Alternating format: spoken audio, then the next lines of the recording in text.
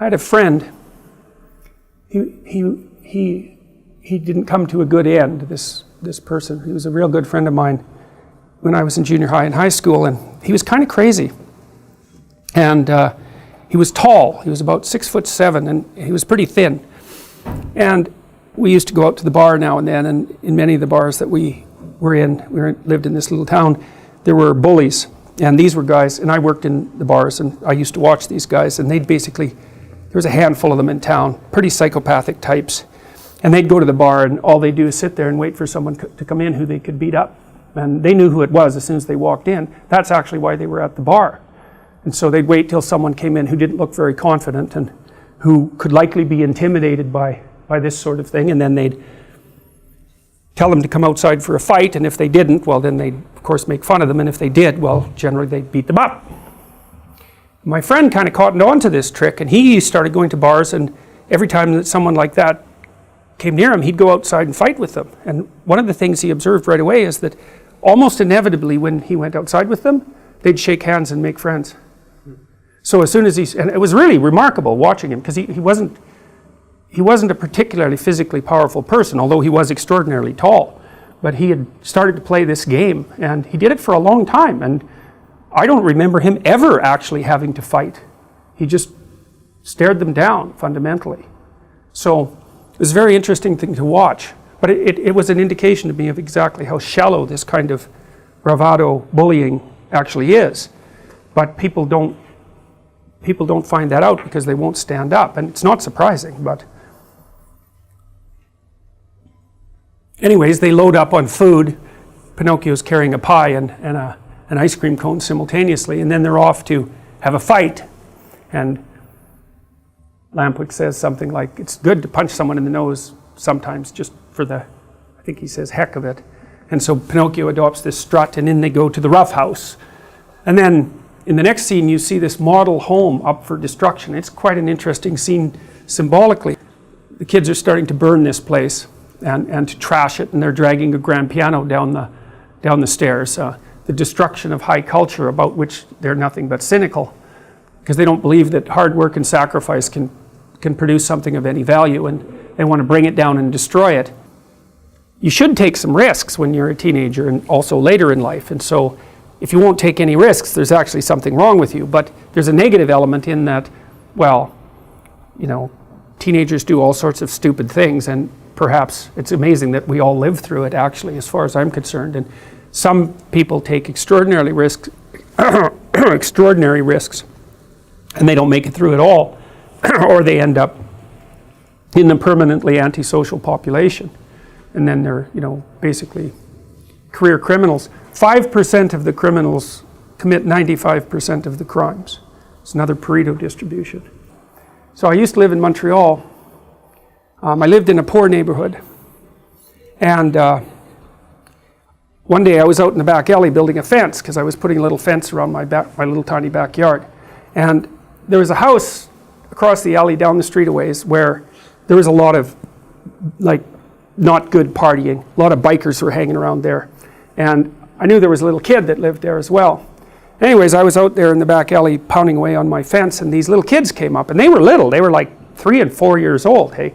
And they spoke Joual, right, kind of really heavily accented Quebecois French, and so my French isn't good, so I could hardly understand them, but they were watching me hammer, and they got a little closer, and they had one kid who was clearly the leader, had a real scowl on his face, hey?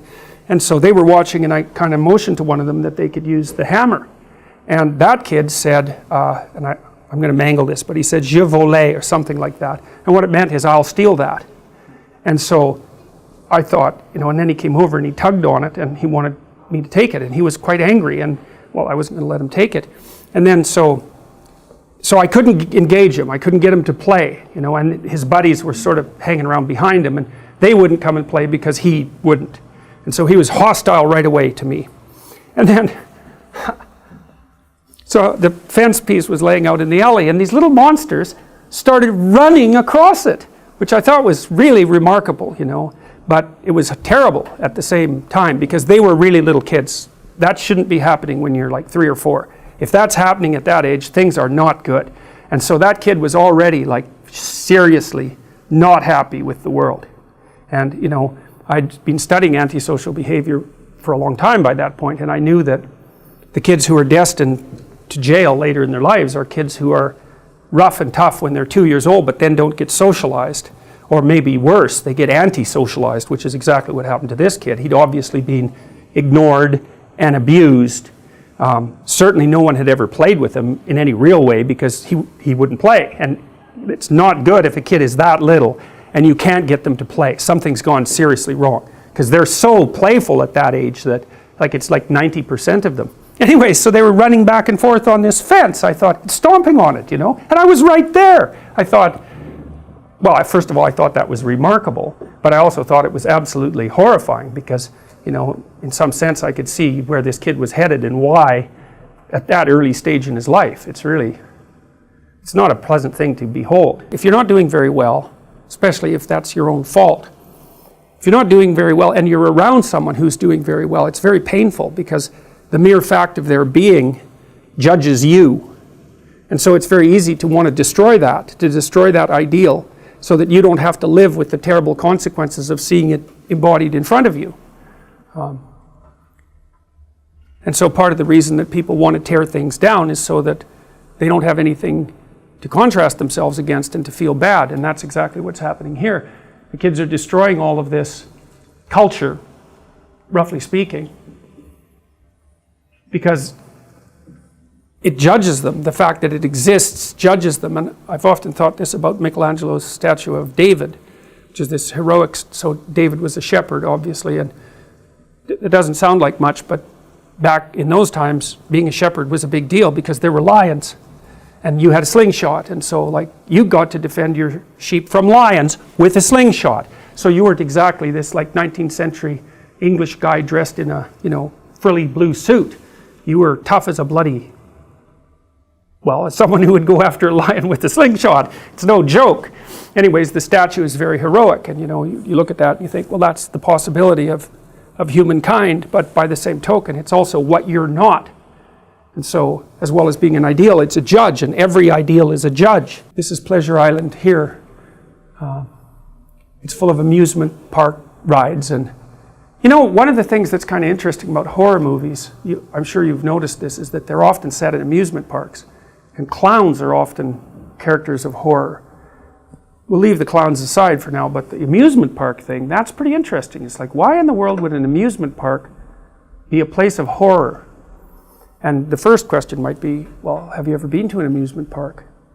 Because there is something about them that's really, they have a dark side, a clear dark side. And part of it is that people with nothing better to do are spending money stupidly, and they're being fleeced by the people who operate the amusement park. You know, and they have, let's say, a stereotypically dark reputation, and they're moving around all the time, which is also something that psychopaths do, and all they're doing is moving from community to community and taking the money from the rubes, fundamentally. And so, the amusement park, well, if you walk through an amusement park with that sort of thing in mind, maybe that's also coloring your vision, of course, but it's something that you can see very immediately. So there's something about them that's sort of deeply sad, but there's also there's an underlying horror that characterizes them, that it's easy for horror movie or horror novel writers to immediately expand upon, and there's something about it that makes sense to people. So it's too easy, maybe that's, and it's also all short-term gratification, that's the other thing. So you spend your money very rapidly and it's gone. And so part of the problem with the hedonic answer is happy when? Exactly, and over what period of time? And also who's happy? Because maybe something makes you happy but makes your family miserable. Now you could say, well, I don't care, but you do care if you have to live with your family because they're going to take it out on you. So the impulsive hedonism, which is also fostered, say, by positive emotion, it tends to put people into a state of the pursuit of short-term hedonism. It's not a good long-term or medium to long-term solution. I actually think that's why people evolved conscientiousness, right? Because conscientiousness is not happy. Conscientious people aren't conscientious because it makes them happy.